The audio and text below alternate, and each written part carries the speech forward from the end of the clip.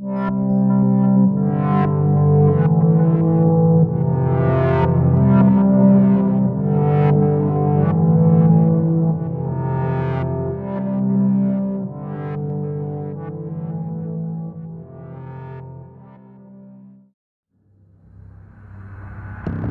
information provided in my videos are for entertainment purposes only.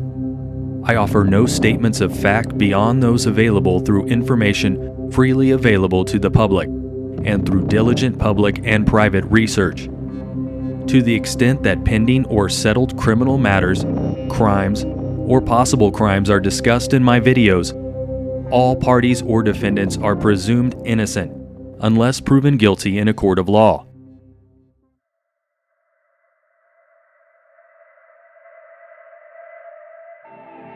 Recently, Alex Lewis, aka WELSHCHAPPIE, notified me that he is in possession of Harris County Precinct 4 incident reports from Liz's case that have not previously been seen by the public. Alex acquired these documents via Harris County Sheriff's Office Open Records Department. Within the 19-page incident report are several bombshell details that will change the public's perspective on Liz's case forever. In this video, I will go over the Precinct 4 incident report, and from time to time, Alex will drop in to give some additional commentary. These documents are all available to read on Alex's blog, 4 Shots on Friday, The Senseless Murder of Elizabeth Barraza. I have included a link to his website in the description below. Liz's killers are still out there walking the streets. It goes without saying that these are extremely disturbed and violent people. They are the absolute worst of our society, and I believe these cowards may strike again if their fragile egos are challenged. For these reasons, I have removed most of the names, phone numbers, addresses, and personal details of neighbors who came forward and assisted law enforcement. Alright, let's take a look at this Precinct 4 incident report. Page 1 of this incident/investigation report lists the most basic details about Liz, Sergio, and a neighbor who came forward quickly with surveillance footage on a USB drive. Moving on to page 2. Page 2 of the report lists neighbors who supplied law enforcement with information and surveillance footage shortly after Liz's murder. Page 3 lists the names of multiple officers who responded to the crime scene and assisted on the morning of Liz's murder. Many of these names you will see throughout the report. Page 4 is a crime scene summary and narrative written by responding officer A. Hirsch.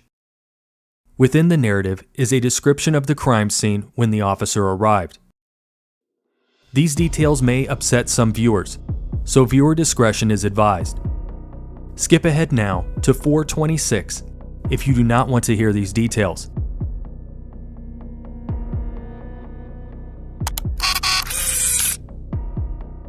Officer Hirsch states, I immediately went to the house in question and observed a white female lying on her back in the driveway of 8623 Cedar Walk Drive. On the ground behind the female was a large amount of blood. There was also blood covering the female's face. I checked for a pulse and was able to feel a faint pulse and observed the female breathing. Using a brown t-shirt from the t-shirts lying on the ground, excess blood was wiped from the mouth of the female to help her breathe better. A table and treadmill were moved from the driveway to the grass to give medics room to work on the victim. It was determined that life flight was needed, which landed and took the female to Memorial Herman Houston downtown. The following individuals entered the crime scene area. The deputy then lists those who entered the crime scene that morning, and the list continues on page 5. In total, it appears 18 officers, 2 medics, and a spring fire engine with crew responded. Moving on to page 6. Page 6 is a supplemental report given by Officer Z. Villalobos. Villalobos talks about seeing the Barraza's neighbor's CCTV footage that showed Liz being shot.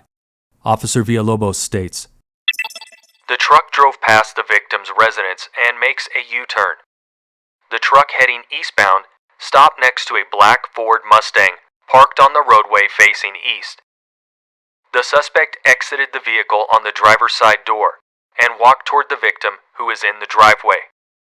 One thing important to point out is that the officer states that the black Nissan Frontier stopped next to the black Ford Mustang, which is seen here in this still image of the crime scene that morning. Villalobos continues, "I also spoke to the neighbor who told me the victim works and usually leaves her home early in the morning. The neighbor also told me the victim's husband left the residence earlier than usual, since he always leaves to work at 7 a.m. To my knowledge, the precise time when Liz and Sergio would normally leave to work has never been revealed to the public. And this key piece of information is not listed on the Who Killed Liz Barraza website. Here on page 6 of the report, the neighbor claims that Sergio would normally leave for work at 7 a.m. I asked Alex Lewis about this neighbor's statement. Alex commented, "In speaking to Sergio about this, Sergio stated that it was Liz who would normally leave just before 7 a.m., and he would normally leave between 6:30 and 6:45 a.m., just before Liz.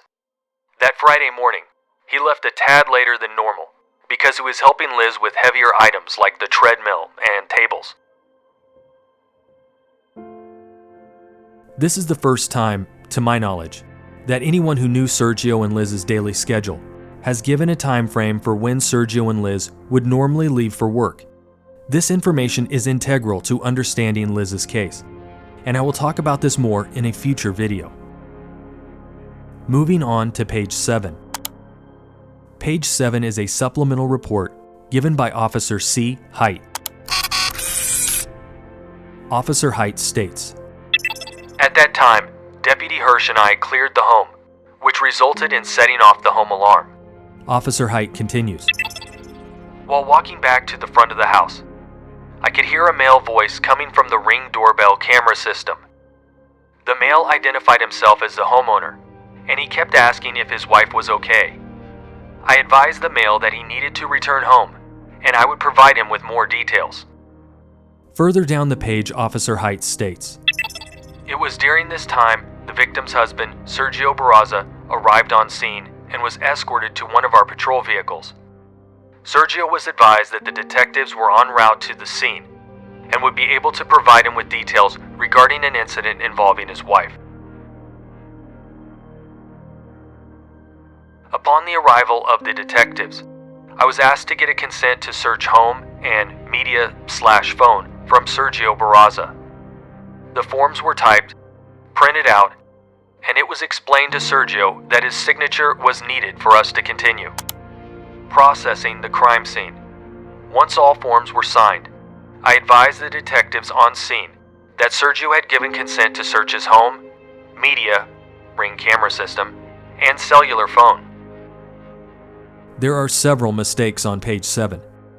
Most notably, the misspelling of Liz's name as Elizabeth Barrows. Additionally, the neighbor claims that Liz had children and a possible mother-in-law living at the home.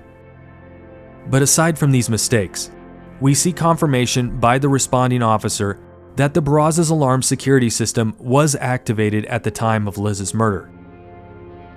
I asked Alex Lewis about the alarm system being activated. Alex commented, It's my understanding that it was Sergio who insisted that morning that Liz activate the alarm system. I thought then, and I still do now, that it's questionable as to why he would do that. I find it strange, but I live in the UK.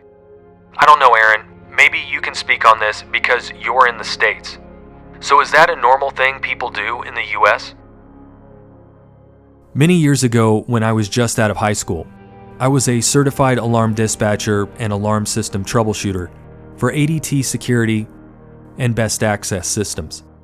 I worked in that industry for around 3 years, and I would frequently see homeowners who would alarm their house if they were stepping outside for an extended period of time, even if they were just going to be in their front yard, backyard, or just next door. Because Liz was by herself in front of the house, Sergio may have thought that someone may try to sneak in and steal things while Liz was preoccupied with the garage sale. Considering that Sergio and Liz had some cool memorabilia items inside the house, I personally don't find this decision to alarm the house that strange. Another thing to point out on page 7 is that towards the bottom of the page, and continuing on to page 8, it states that when Sergio arrived at the scene, investigators asked him to sign off on a thorough search of the home, Nest camera, and cell phones. Sergio immediately agreed to sign off on these documents and grant law enforcement total access to the home and these devices is a strong argument for Sergio not being involved in Liz's murder, in my opinion. Alex commented, Some people will say Sergio took time to remove all traces of evidence of his involvement from his phone, home, Nest camera, etc. To do this, Sergio would have had to have left not a single shred of evidence. While that sounds easy in theory, it's anything but easy, because LE have so many tools at their disposal. Moving on to page 9. Page 9 is a supplemental report given by investigator P. McGee.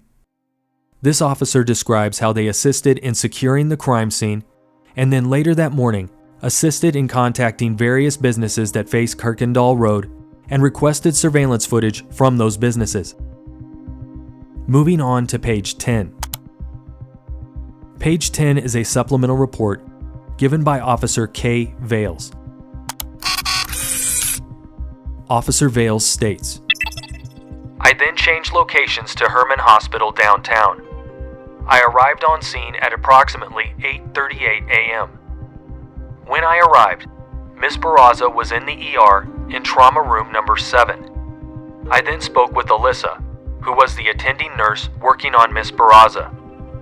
She advised me that Miss Barraza had 3 gunshot wounds, 1 to the face, 1 to the side of the head, and 1 in the chest area. I also spoke with Dr. Laura Moore and was advised that Miss Barraza's injuries were non-survivable, and the only thing keeping her alive was life support. Yes, you heard that right. 3 gunshot wounds, not 4. For over 3 years, we have been told that Liz was shot 4 times. Here, for the very first time, we find out that Liz was shot at 4 times, but only hit 3 times. Knowing that Liz was hit 3 times instead of 4, I want to go back now to the Nest doorbell camera footage. When I initially reviewed the Nest footage, I noticed that a cloud of dust appears here, above the Barraza's porch, after Liz's killer fires the first shot. Here is the Nest camera footage of the first shot fired by Liz's killer.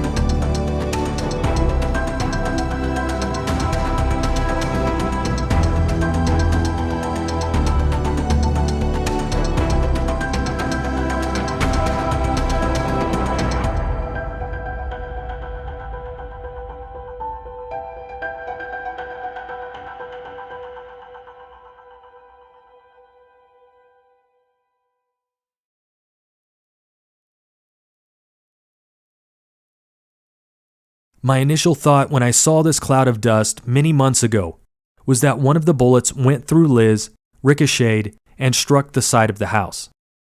With the nurse stating that Liz only had 3 gunshot wounds, it leads me to believe that the first shot fired by Liz's killer missed her completely. Liz being hit by 3 out of the 4 shots helps explain why the shooter and his accomplice turned around and drove back by the crime scene so brazenly after fleeing the crime scene initially. The idea that Liz's killers were verifying Liz was dead when they drove back by the crime scene has been theorized many times before. But this theory becomes more probable if that first shot missed Liz. As Liz's killers drove away, there may have been a discussion inside that truck about how things went down, and when the shooter explained that his first shot missed, they decided to go back and make sure Liz was not up and moving around. To further support this theory, after Liz's killers made a U-turn and re-entered the Barraza's neighborhood, they turned right onto Oconee Drive, and then left on Cedar Walk Drive, and then another left on Sandusky Drive. If the killer's goal was to exit out of the cul-de-sac at the end of Sandusky Drive, the quickest path to get there after re-entering the Barraza's neighborhood would be to take a left on Oconee Drive and then take another left on Sandusky Drive.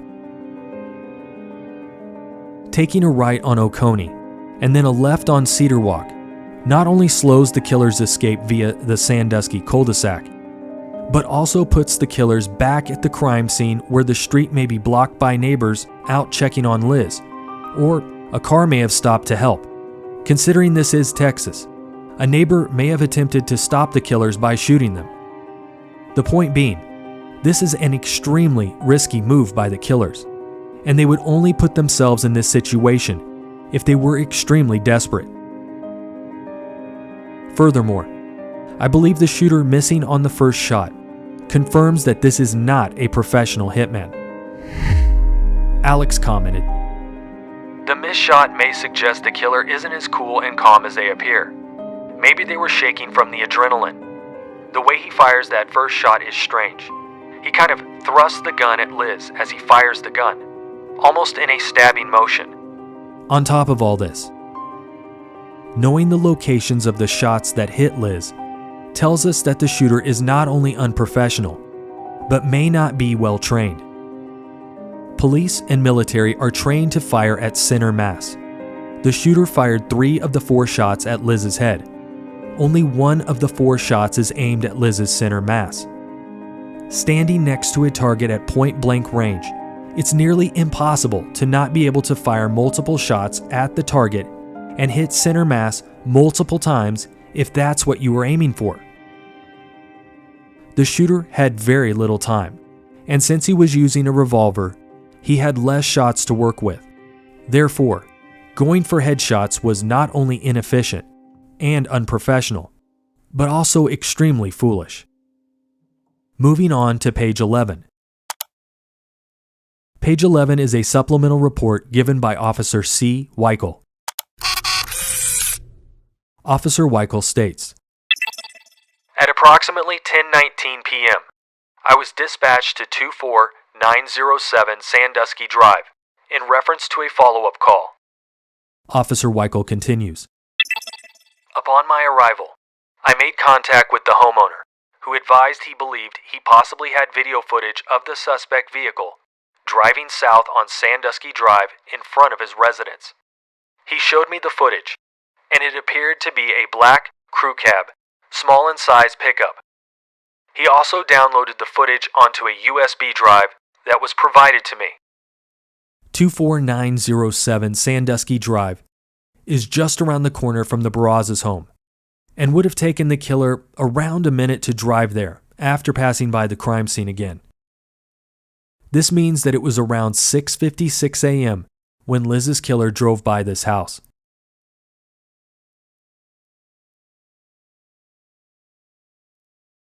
The surveillance footage captured by this neighbor's surveillance camera has never been released to the public.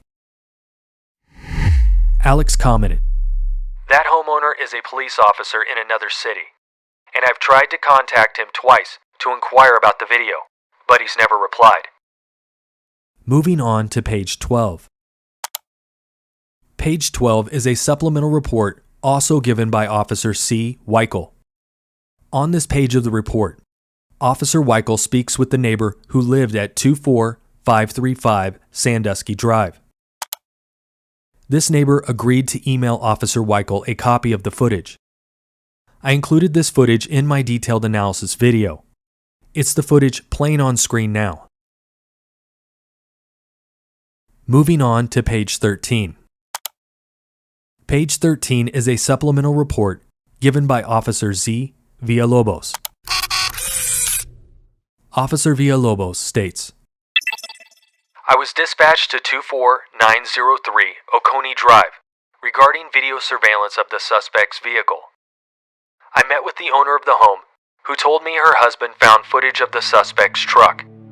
The homeowner stated the video was from January 26, 2019, at approximately 12:30 a.m. I included this neighbor's footage in my detailed analysis video. It's the footage playing on screen now.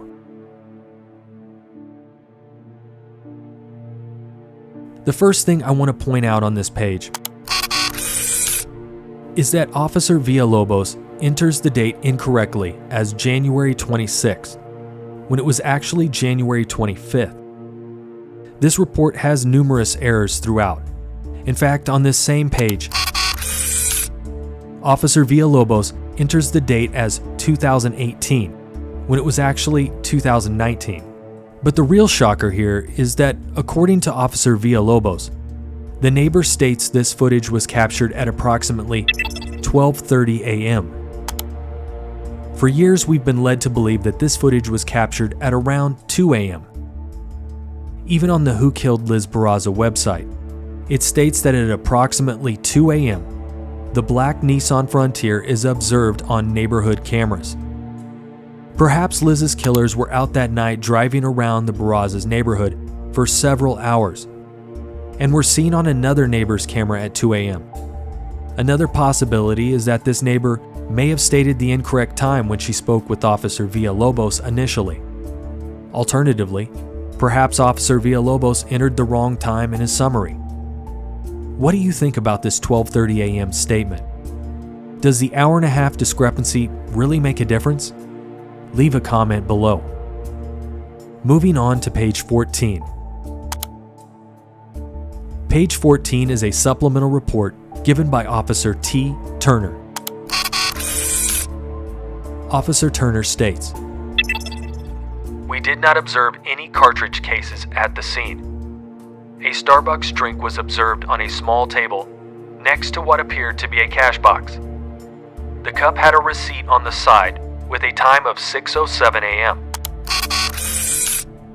Based off Officer Turner's report, we know now that Liz purchased the coffee at Starbucks at precisely 6:07 a.m., which falls in line with the known timeline on Liz's case. Nothing unusual about this statement. Officer Turner also states that no spent cartridges were found at the crime scene, which signifies that the shooter used a revolver. This is something we've known since early in the investigation, so no surprises here either. Moving on to page 15. Page 15 is a continuation of the supplemental report given by Officer T. Turner. Officer Turner states, Deputy Hazel and I spoke briefly with Sergio Barraza. Mr. Barraza stated he and his wife were not having any marital problems. He said they have a garage sale every year to raise money to take a vacation. He said he helped his wife start to set up for the garage sale before he had to leave for work. When I asked him what time he left for work, he was very specific about the time, 6:49 a.m. He said he has a flooring company with his father, and they meet every day at the Lowe's, located at 20902 Kirkendall Road. I asked if he knew anyone his wife was having problems with, and he said there was one person. He said he and his wife belonged to a group called 501st Legion, along with... Mr. Barraza said he does not know of anyone else who would want to harm his wife. During our conversation, Mr. Barraza never inquired about the condition of his wife, nor did he request approval to go to the hospital. Officer Turner continues. I contacted the HCSO Real-Time Crime Center and spoke with Sergeant Engel and advised him of the scene I was out on. I provided him with the possible suspect information, which was provided by the husband. Sergeant Engel advised he would have one of his analysts start researching the name. I received a call from Jessica Russell, criminal intelligence analyst in the Real-Time Crime Center. She advised she found the possible suspect and was sending me a photo of her so I could confirm with Mr. Barraza. I showed Mr. Barraza the picture of, and he confirmed that she was the individual who he was talking about.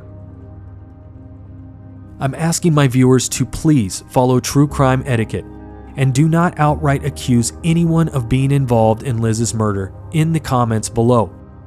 Comments that directly name and accuse anyone of being involved in Liz's murder will be removed. Unfortunately, Officer Turner didn't dig deeper and asked Sergio why he believes he may have wanted to harm Liz. Another thing to point out on this page is that Officer Turner specifically notes that Sergio never inquired about the condition of Liz, nor did Sergio ask to go to the hospital. Some viewers may jump all over this and point to this behavior as a sign of Sergio's guilt, but we don't have the complete picture. It's possible that Sergio was already made aware of Liz's condition prior to speaking with this officer, therefore he didn't need to ask. Moreover, everyone reacts differently. Perhaps Sergio was in shock at this point. Alex reached out to Sergio about this, and Sergio replied with the following message. I spoke with many officers and detectives that day. Went through a lot of emotions I never thought I would. I still to this day am an open book to them, and those who want to help get justice for my Lizzie. The last 2 pages of this incident report go over information that we have previously discussed, so I'm going to leave these out. Again, you can read all these documents on Alex Lewis's website, linked in the description below. A big thank you to Alex Lewis for his continued research on Liz's case, as well as providing me with some incredible commentary to add to this video. Thank you so much, Alex.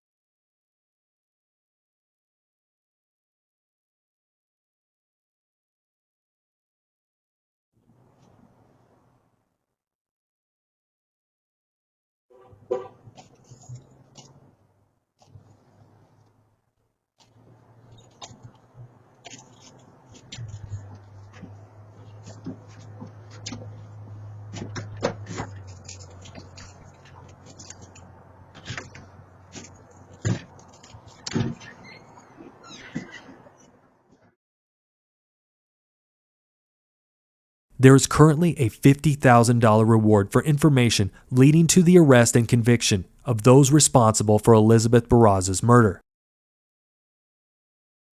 If you have a tip or information, please call the Crime Stoppers of Houston tip line at 1-713-222-TIPS. All calls are completely anonymous. If you don't feel comfortable speaking with law enforcement, you can always contact me at aaronstoner@yahoo.com, and you can remain completely anonymous.